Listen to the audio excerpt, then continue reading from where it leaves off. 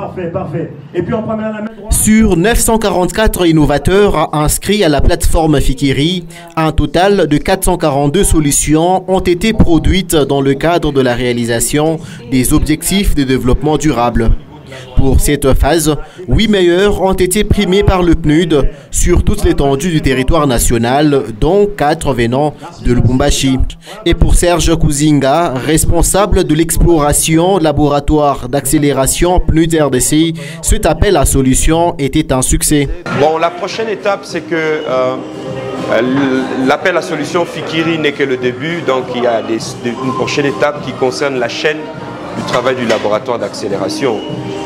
Donc il s'agira maintenant d'explorer ces solutions un peu plus en profondeur, en déterminer les contours, mais aussi les partenariats qui seront nécessaires pour pouvoir comprendre ces solutions, en déterminer la pertinence, mais aussi suggérer leur expérimentation. Rien ne servirait d'aller en dehors du pays pour chercher des talents d'innovateurs, a indiqué Rokia Yedieng, représentante résidente adjointe chargée du programme PNUD RDC. J'ai été impressionnée de voir comment la province regorgeait de talents d'innovateurs, de jeunes innovateurs qui peuvent contribuer au développement de ce beau pays qui est la RDC.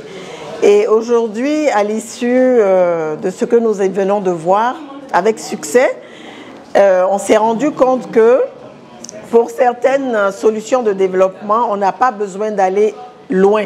Et les lauréats n'ont pas caché leur satisfaction pour cette opportunité d'affaires.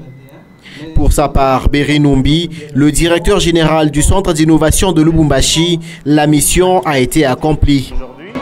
Donc pour moi, c'était une très belle expérience, un moment d'échange et aussi un moment de découverte de ce que les Congolais sont capables de faire, des solutions qu'ils peuvent réellement porter dans notre environnement. Ces solutions d'investissement viennent résoudre différents problèmes du pays, a indiqué Lorenzo Giacoma, manager portefeuille Enabel.